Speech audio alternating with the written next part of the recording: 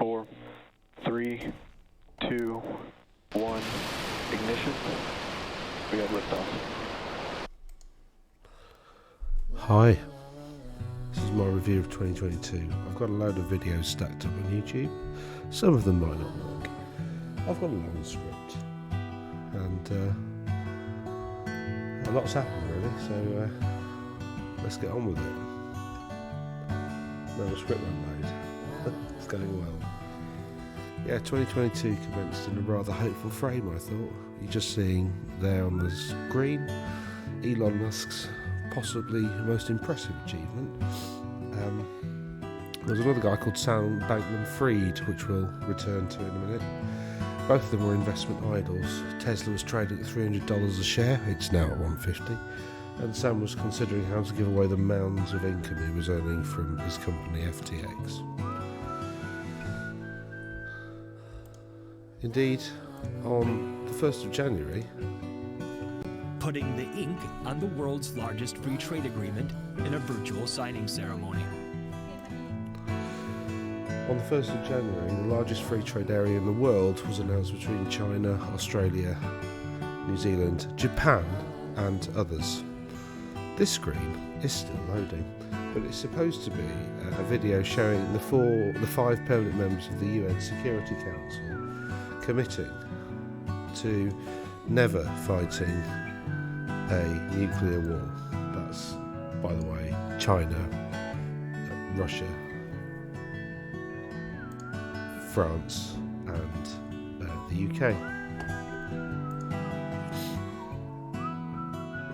1 month later, Russia and China have pushed back against pressure from the West and demanded an end to NATO's expansion. On February the 4th, China and Russia oppose the AUKUS deal and make a joint statement opposing any kind of NATO expansion. 5 days later, this happened.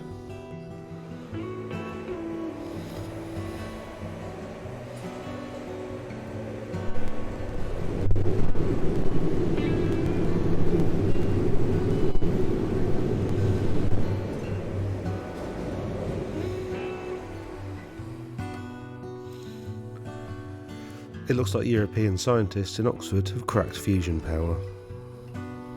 This one is supposed to be a video discussing Putin. The fundamental currency of our universe is energy. This is supposed to be a video of Putin massing troops on the border with Ukraine, stating that they're there for training exercises. And on the 26th, the world weeps as tanks and boots march over borders in Europe.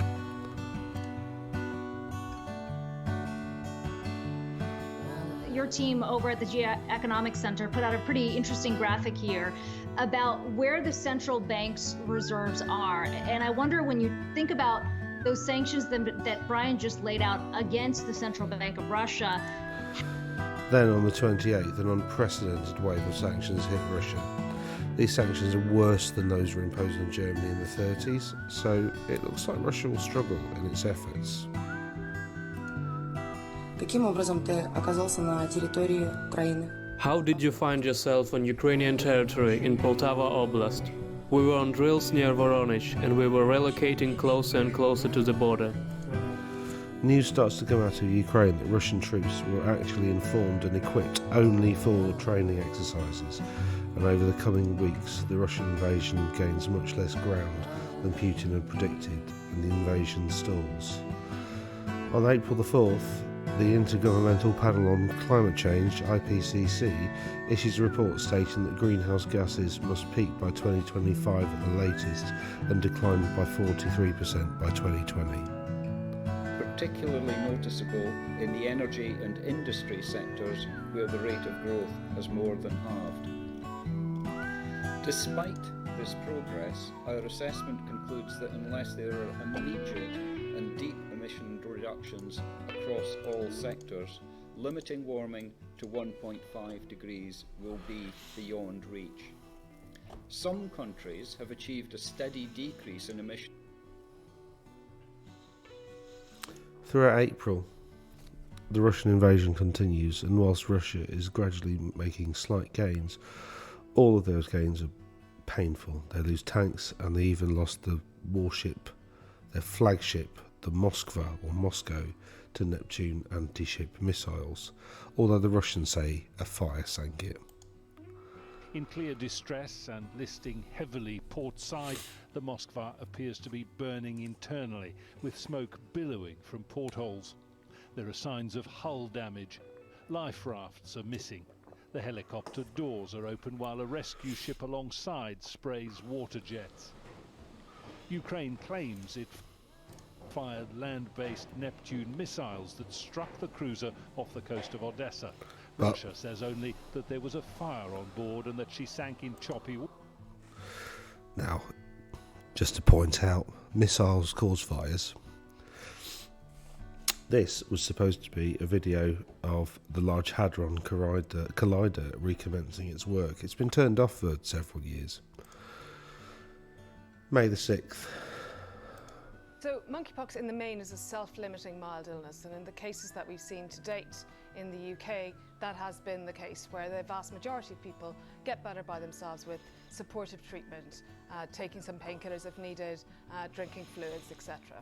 So how worried should people be about it? I mean, there are reports, as you will have noticed this weekend, of someone being treated in intensive care. Should we be concerned about the world curses. There are new infectious diseases spreading in our community that we haven't seen in our communities before. Good news. Eurovision 2022 was won by these guys.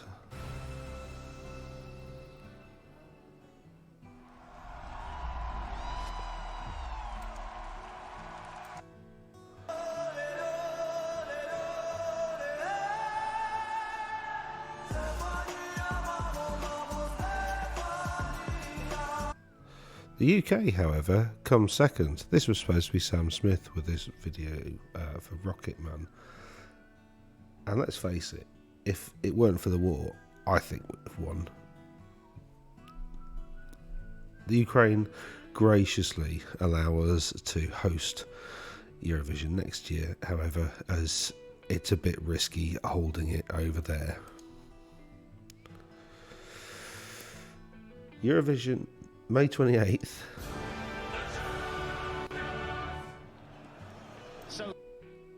Real Madrid, and with another 90 minutes or so, that allows them to win the UEFA Champions League. Advantage over, turnover, on the floor, Genge, the last to get up, 51 to his feet, and then the kick, it's a 50-22, no quicks get on him, no quick try. Leicester Tigers managed to win the Rugby Premiership. I think they're one of the most successful teams to do so, and they've not won it for a long time, so that's nice for them. 3 days later, that was on June the 19th, 3 days later a massive earthquake hit Afghanistan and Pakistan. We now know the death toll is at least 1,163.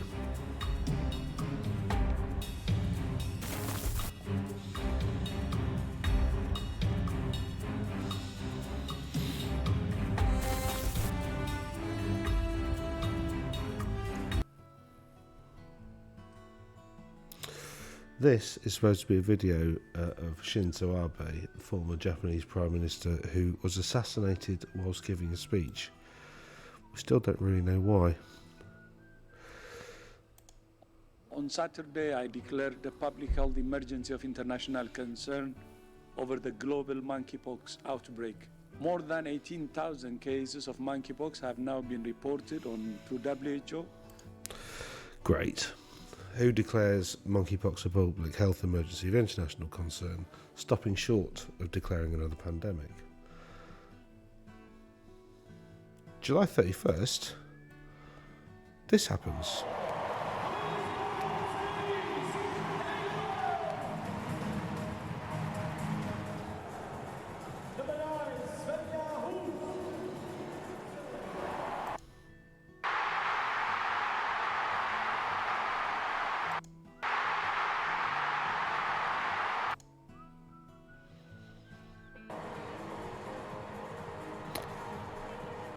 England's lionesses win the Women's Soccer European Cup, the first piece of silverware for England since 1966.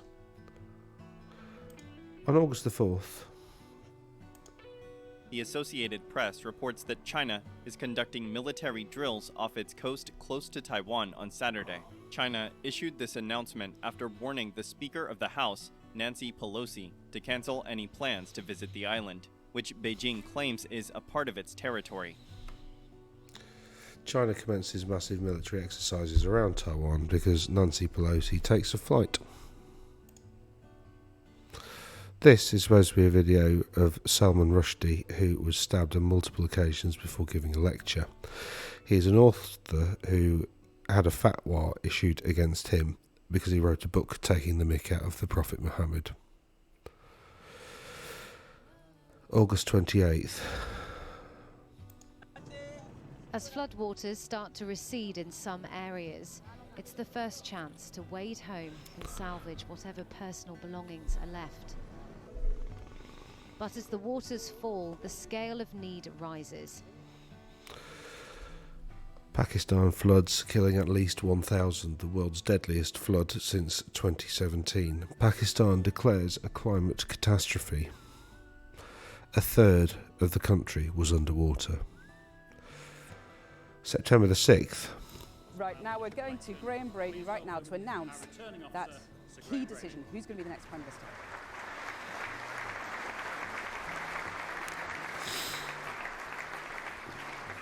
Thank you, Andrew. Good afternoon, everybody.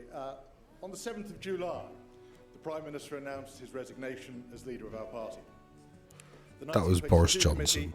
Then organised 5 ballots over an 8-day period, concluding the part of the leadership election for which we have responsibility, and putting forward the candidates to the National Convention and CCHQ for the programme of hustings all over the United Kingdom and the ballot of the membership that is now concluded.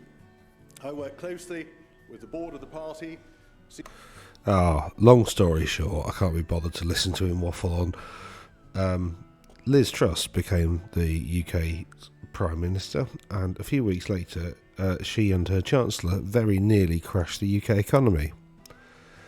2 days after Liz Truss is appointed Prime Minister, we are expecting the news from Balmoral that she's having treatment, or that indeed they are unable to help Her Majesty anymore.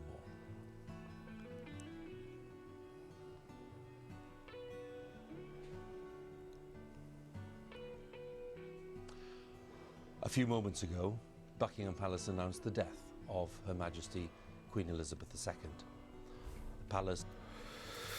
Queen Elizabeth II dies. May she rest in peace. 9 days later, the women of Iran rise up after the death of Mahsa Amini at the hands of the so-called morality police for the heinous crime of not wearing a headscarf. The riots continue to today. September 19th.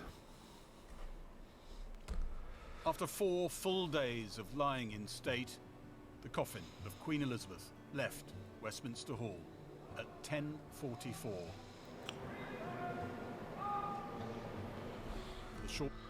Queen Elizabeth II has her funeral, and it is likely the most watched television event in history.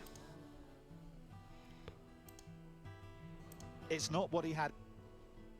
September 21st, Ukraine begins launching counter-offensives and takes back territory from the Russians. Vladimir Putin responds by announcing he will begin general conscription, prompting this. In mind, but Vladimir Putin has mobilized an army of Russians fleeing the country, crammed in their thousands in the narrow gorge on its border with Georgia, desperate to escape. 26th of September, though, some good news, as well as it being my wife's birthday. Let me tell you about it. This is a live image on your screen. NASA is about to intentionally crash a spacecraft into an asteroid, and they're going to do it right here on live television. And when literally we're in the last minute. The asteroid named Dimorphos you're looking at on your screen. The spacecraft is NASA's double asteroid redirection test spacecraft. That's a lot. It's a very strong shape. Dimorphos poses no threat to Earth tonight, but the goal for NASA is to see if they can push the asteroid off course. So it's something they could do. It's moderately successful. October the 25th, Liz Truss, having nearly crashed the economy, has been forced to resign. And then Let me tell you a story. Rishi Sunak becomes Prime Minister. And what I wanted to show you, this is the wrong campaign video, but in one of his campaign videos he uses music that sounds like it was made by Gary Glitter, which is interesting. October 28th.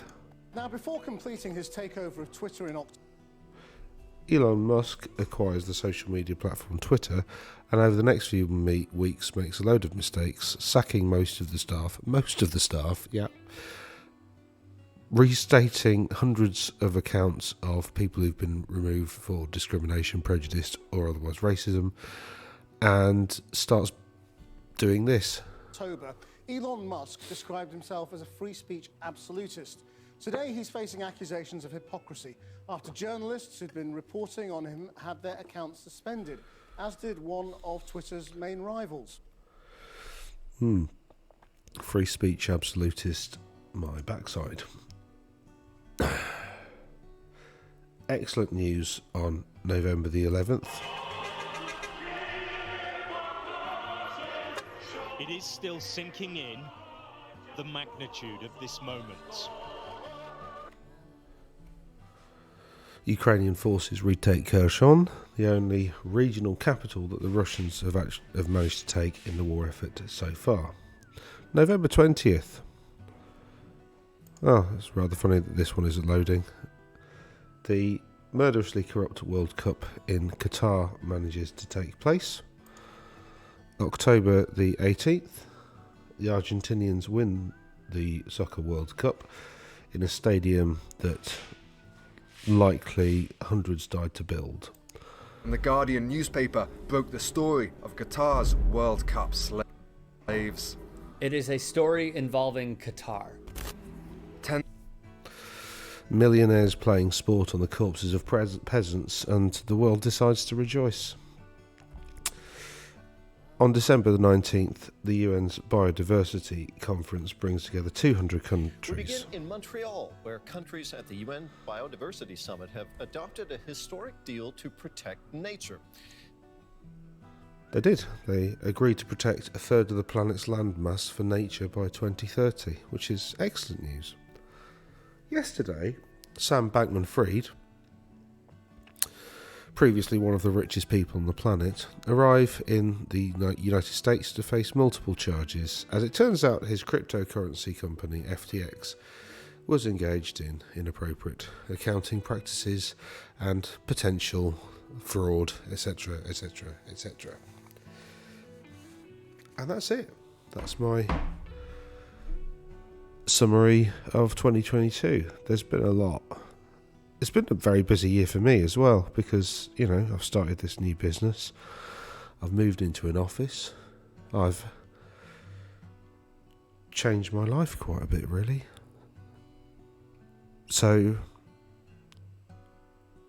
I'd just like to take this opportunity to wish everybody a very Merry Christmas,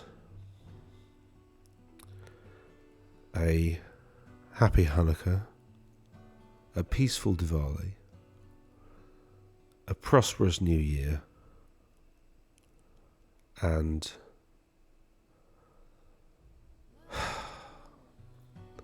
I really genuinely hope 2023 is a nice, boring year where very little happens and we can just do normal things. However, with inflation being the way it is and several global governments being the way they are, that seems unlikely. However, here's wishing you all a boring 2023.